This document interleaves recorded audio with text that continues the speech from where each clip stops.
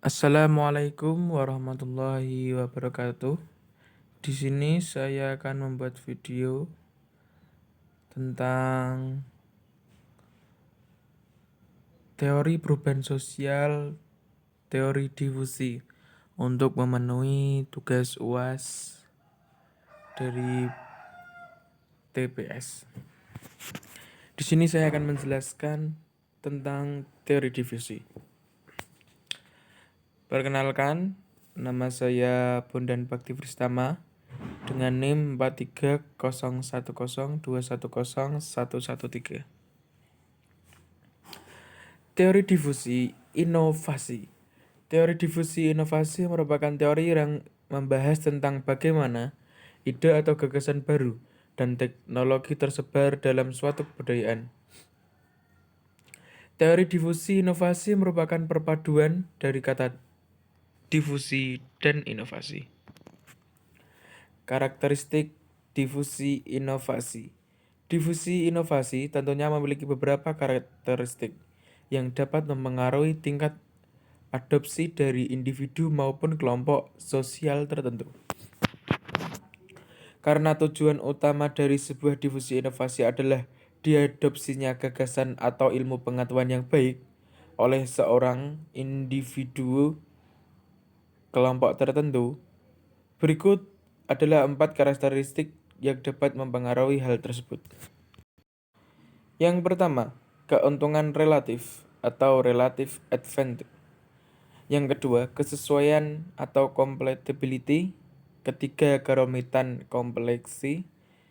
Yang keempat, dapat diuji coba trialability. Selanjutnya akan lebih rinci, yaitu keuntungan relatif.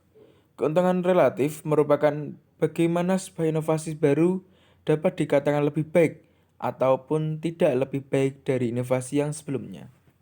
Kedua, kesesuaian.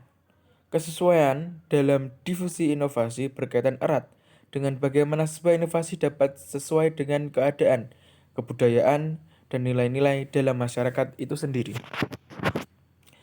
Yang ketiga, kerumitan. Kerumitan atau kompleksiti merupakan tingkat ketika suatu inovasi dianggap memiliki kerumitan, sehingga seseorang relatif lebih sulit untuk mengerti dan menggunakan inovasi tersebut. Yang keempat, dapat diuji coba atau trialability. Dapat diuji coba memiliki arti jika suatu inovasi dapat dicoba dalam skala kecil, biasanya juga dapat lebih cepat diadopsi dibandingkan dengan inovasi yang tidak bisa dicoba lebih dahulu. Kemudian, elemen difusi inovasi. Menurut Rogers 1995 dalam Schaefman dan Canuck 2010, bahwa proses difusi inovasi terdapat 4 elemen pokok, yaitu suatu inovasi dikomunikasikan melalui saluran komunikasi tertentu dalam jangka waktu dan terjadi di antara anggota-anggota suatu sistem sosial. Rogers, sang ilmuwan, mengungkapkan bahwa dalam proses difusi inovasi terdapat 4 elemen pokok. Berikut adalah keempat elemen pokok yang akan melengkapi teori difusi inovasi. Yang pertama, inovasi. Yang kedua, saluran komunikasi. Yang ketiga, jangka waktu. Yang keempat, sistem sosial. Kemudian, inovasi. Inovasi diartikan sebagai sebuah gagasan, ide, tindakan, atau barang yang dianggap baru oleh seseorang. Dalam difusi inovasi, sebuah inovasi dapat diartikan sebagai suatu hal baru atas dasar bagaimana pandangan orang terhadap suatu gagasan merupakan hal yang baru. Kedua, saluran komunikasi.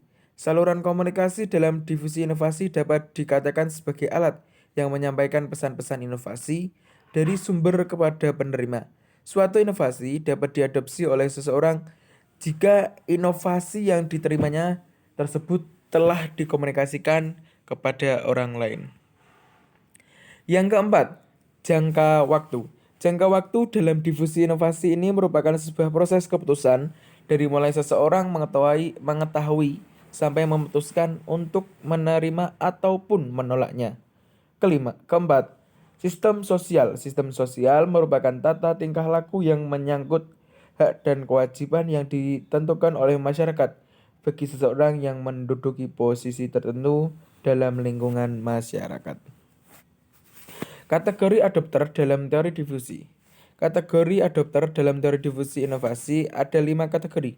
Berikut merupakan kelima kategori adopter yang terdapat dalam teori difusi inovasi. Ada innovators, early adopters, early majority, late majority, dan laggards. Yang pertama, inovator. Inovator merupakan orang yang memperkenalkan inovasi, gagasan, ide, atau mode yang baru. Seseorang inovator biasanya memiliki ciri utama sebagai individu yang menyukai tantangan dan berani mengambil resiko. Early adopters atau perintis ataupun pelopor. Perintis ataupun pelopor diartikan sebagai seseorang yang memulai untuk mengerjakan sesuatu.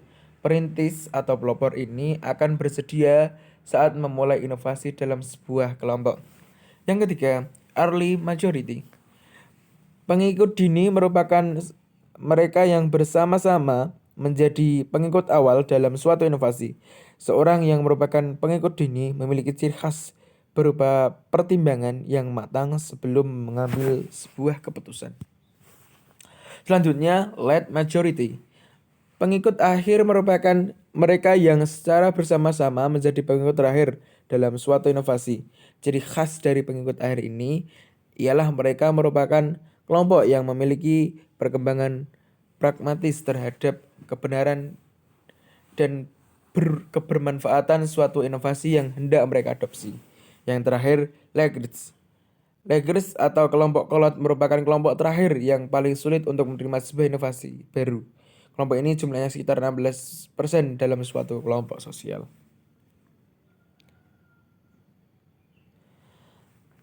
Terima kasih, sekian video yang bisa saya sampaikan. Apabila ada kekurangan mohon dimaafkan. Dan maaf bila lebih yang belum bisa saya sampaikan. Wassalamualaikum warahmatullahi wabarakatuh.